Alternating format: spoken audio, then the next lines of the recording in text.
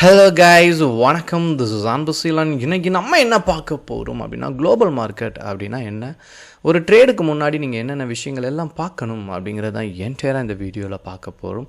பிகினராக இருக்கிறீங்க அப்படின்னா இந்த வீடியோவை ஸ்கிப் பண்ணாமல் முழுமையாக பாருங்கள். பார்த்துட்டிங்க அப்படின்னா குளோபல் மார்க்கெட்டை பொறுத்த மட்டும் கிஃப்ட் நெஃப்டி அப்படிங்கிற ஒரு வார்த்தை இருக்கும், சரிங்களா? ஏஷியன் மார்க்கெட்டில் கிஃப்ட் நெஃப்டி அப்படின்னு எடுத்துக்கிட்டிங்க அப்படின்னா சிங்கப்பூர் நெஃப்டி. இதனுடைய சார்ட்டை எப்போதுமே பர்சனலாக எடுத்து செக் பண்ணோம். அப்புறம் பார்த்துட்டிங்க அப்படின்னா யூரோப்பியன் மார்க்கெட், அப்புறம் நீங்கள் பார்த்துட்டிங்க அப்படின்னா யூஎஸ் மார்க்கெட். இப்போது இந்த மார்க்கெட்டில் எந்தெந்த கண்ட்ரி, அதாவது யூரோப்பியன், யூஎஸ் மார்க்கெட், அப்புறம் ஏஷியன் மார்க்கெட் அப்படிங்கிறதுல இந்த ஏஷியன் மார்க்கெட் சைடில் முக்கியமாக கிஃப்ட் நெஃப்டியோட சார்ட்டை பர்சனலாக எடுத்துடணும். இதில் என்ன பண்ணுங்கன்னா, ஜஸ்ட்டு கோ த்ரூ பண்ணுங்கள். ட்ரேடுக்கு முன்னாடி எப்படி இருக்குது மார்க்கெட், நீங்கள் வெரி புல்லிஷ், பியரிஷ் அப்படின்லாம் இருக்கும், சரிங்களா? ஸோ இதில் கிஃப்ட் நெஃப்டியோட சார்ட்டை மட்டும் தனிப்பட்ட முறையில் மார்னிங்கே செக் பண்ணிடுங்க. செக் பண்ணிங்க அப்படின்னா இது என்ன ட்ரெண்டில் இருக்குது அப்படிங்கிறத கொஞ்சம் பார்க்கணும், சரிங்களா? இது அப் ட்ரெண்டாக இருக்கா, ஃப்ளாட்டாக இருக்கா, டவுன் ட்ரெண்டாக இருக்கா அப்படிங்கிறத பார்க்கணும்.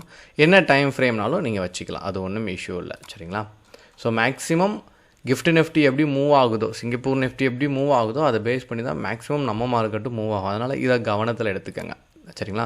ரெண்டாவது விஷயம் இதை பார்த்துட்டு அப்புறம் பார்த்துட்டிங்க அப்படின்னா மூணாவது எஃப்ஐடிஏ, அதாவது ஸ்டாக் மார்க்கெட்டே 3 விஷயத்தில் தான் அஃபெக்ட் ஆகும். ஒன்று குளோபல் மார்க்கெட், நம்ம ஆல்ரெடி பார்த்தது, சரிங்களா? ரெண்டாவது நீங்கள் பார்த்துட்டிங்க அப்படின்னா அந்த கம்பெனியோட பெர்ஃபார்மன்ஸ், அது லாபம் அடையலாம், நஷ்டம் அடையலாம், சேல்ரி போடலாம், சரிங்களா?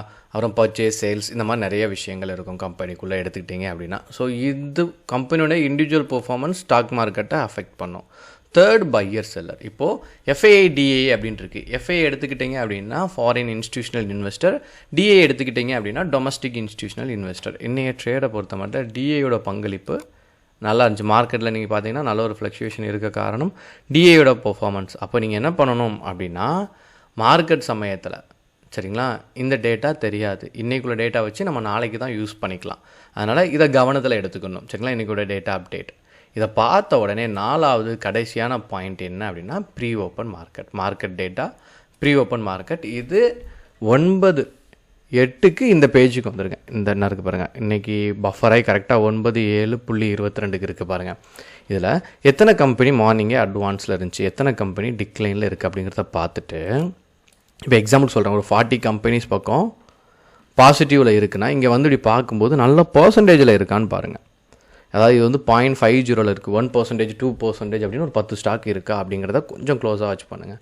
இப்போ 40 மேஜராக ஒரு 5-6 கம்பெனி நல்ல பர்சன்டேஜில் இருக்குன்னா, இப்போ குளோபல் எக்ஸாம்பிள் சொல்கிறேன், குளோபல் மார்க்கெட் அப் ட்ரெண்டில் இருக்குது, கிஃப்ட் நெஃப்டி அப் ட்ரெண்டில் இருக்குது, எஃப்ஐடிஏ இன்வெஸ்ட் பண்ணியிருக்காங்க, ப்ரீ ஓப்பன் மார்க்கெட் பாசிட்டிவில் இருக்குங்க பட்சத்தில் நம்ம மார்க்கெட் எப்படி ஓப்பன் ஆகும் அப்படின்னா பாசிட்டிவில் தான் ஓப்பன் ஆகும். ஆனால் இது எல்லாமே இதை வச்சு ஃபுல்லாக ட்ரேடை எக்ஸிக்யூட் பண்ணிட முடியாது. இதை வச்சு பையர் செல்லர் மார்க்கெட்டுக்கு வருவாங்களா அப்படிங்கிறத கண்டுபிடிக்கணும், சரிங்களா?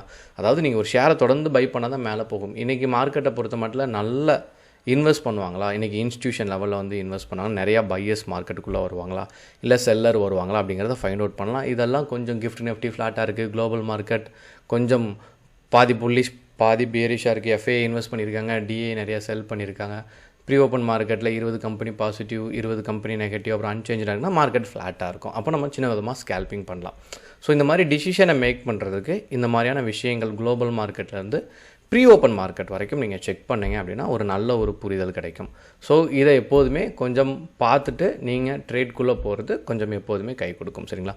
உங்களுக்கு ஏதேனும் டவுட் இருந்தாலும் கண்டிப்பாக கமெண்ட் பாக்ஸில் அந்த டவுட்டை தெரிவிக்க மறக்காதீங்க.